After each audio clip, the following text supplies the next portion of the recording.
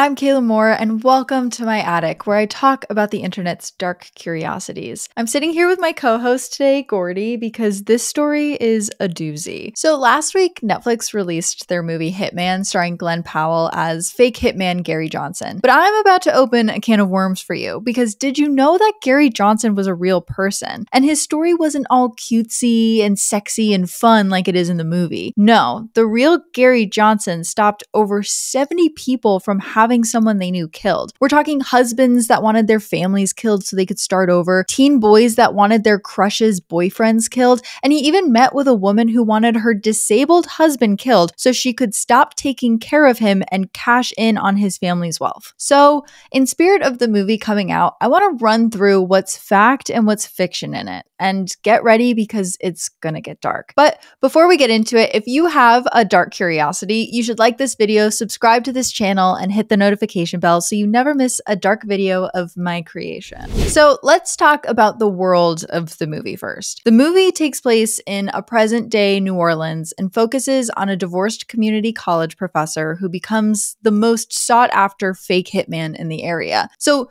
the real story actually takes place in Houston in the 90s, which actually checks out for me because I feel like weird stuff is always happening in Houston. And that's coming from my listeners. The people that listen to my podcast, they're always telling me about the weird stuff that's happening over there. But Gary really was a community college professor of psychology and human sexuality. He also did work for the DA's office as an investigator. And it is true that one day he was thrust into being an undercover cop posing as a hitman. But I want to focus in on the first few clients that Gary meets with in the movie because it's different from who he meets with in real life. And I promise you, you're going to find this interesting. I find this very interesting. So in the movie, Gary first meets with these two tough guys. They honestly look how I would describe the type of person who would hire a hitman. They're like these grizzly, angry men. They have tattoos and denim jackets. One even has like this overly aggressive Facebook page, but that could not be farther from the truth of who Gary met with first. It was two women, Kathy Scott and Catherine Beazle. Kathy Scott was this otherwise normal, middle-aged woman who worked a corporate job, but wanted her husband killed after he took her name off their checking account. He apparently was complaining about how much money she was spending, and she wanted him dead so she could access his $50,000 worth of insurance money and $47,000 worth of retirement money. And I also should note here, because I feel like it's important, but it was her fifth husband in 10 years. So the second woman he met with was another woman named Catherine Beazle. And again, she was 32 years old. She was a fairly normal girl outside of this, but she was having an affair with a married man the year before, and he freaked out and broke up with her because he got nervous that his wife would find out. And then I think in the movie, the third person he meets with is like a rapper who's trying to end a feud, which really cements the like tough guys want to have people killed angle. But yeah, that's not how it happened. So in the movie, there are clients that Gary meets with that are based on real people, even though the first two we see aren't based on the real people. But the most disturbing one that's portrayed in the movie is definitely the case of the teen boy. It's not that much, but you can have these two. Do you really want to kill your mom, Monty? You're young. You'll be making yourself an orphan.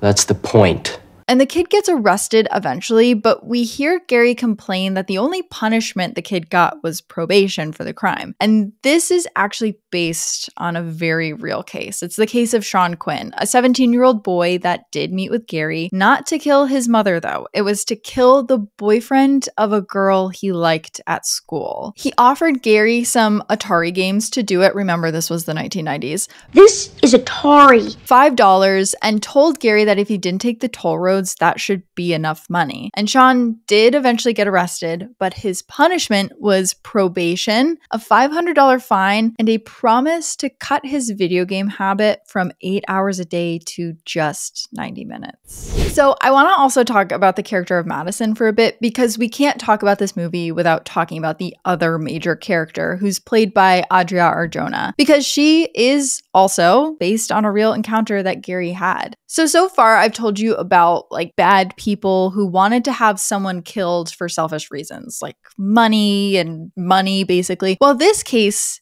kind of exists in a weird gray area. So let me explain. So in the movie, Madison meets with Gary to ask him to murder her husband. And she tells him that her husband's abusive and he has her on this like weird strict diet and he doesn't allow her to work or really like leave the house at all. And so she feels really trapped in her marriage to the point where she feels like the only way out is to have her husband killed. Now, when she meets with Gary, he basically tells her that she doesn't need a hitman. She needs to take the money she would spend on a hitman and go get herself an apartment to get out of her situation. And so he lets her go. Can I throw something out there? Listen, there's nothing in this for me. Technically, I'm unemploying myself here, but do your future self. The one that deserves a happy, fulfilling life that can still have that. A big favor. Take what's in there and get a new life. And in that moment, how could you really blame him? I mean, jail is not going to fix her situation, not really. But Madison is based on a very real woman who Gary was connected to. And the real woman actually asked a Starbucks barista if she knew of any hitmen. I should note here that this woman was in a very tough spot, but don't ask a Starbucks barista to find you a hitman. They don't make enough money to carry that burden for you. Don't do that. Don't do that. So the barista ends up going to the police because she kind of freaks out. She's like, oh my God, a customer asked me to find a hitman to kill her husband. And the police eventually put Gary on the case. But before he meets with the woman, he looks her up and he finds that there's a long history of her husband being abusive. So instead of meeting with her, he sends her information for women's shelters and a therapist who can help her transition out of her abusive situation and into a safe one. And the two never meet again. But obviously the movie is about Gary and this woman starting a relationship. I don't want you to professional. How do you want me? The director, Richard Linklater, actually said in an interview that this movie is kind of a what if. Like, what would happen if Gary had answered that woman's call and they did work together? And lastly, I want to pose a question to you. Do you think you can hire a dancer to help you kill someone?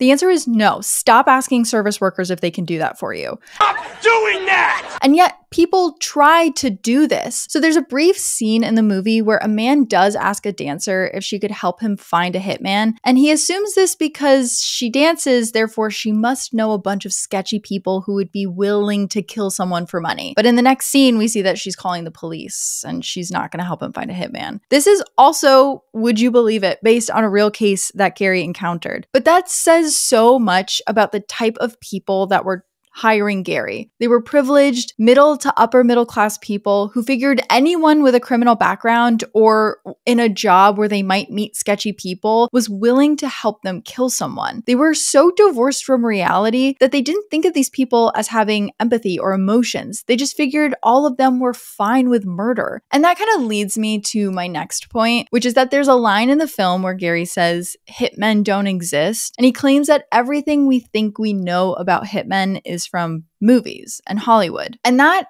is pretty true. Like, hitmen don't really exist in the way that we think they do. There are very few actual contract killers out there. So if you meet someone that says they're a hitman, they are most likely working for the police. Sure, there are criminal organizations that do have internal people in charge of eliminating competition, but they're not going to help some guy who's not happy with his divorce settlement. These people are busy and they are working professionals. In the end, the real Gary Johnson investigated over 300 murder for hire cases, which led to over 70 arrests. And that was just in the Houston area in the 90s. So even if there aren't many hitmen out there, there's definitely a market for them. Anyways, have you seen the movie? Personally, I loved it, even with all the changes. And if you want a full deep dive into the real story of Gary Johnson, I did a whole podcast deep dive on him, which you can listen to on YouTube or wherever you get your podcasts. Anyways, that's all I have for you today. And until next time, remember that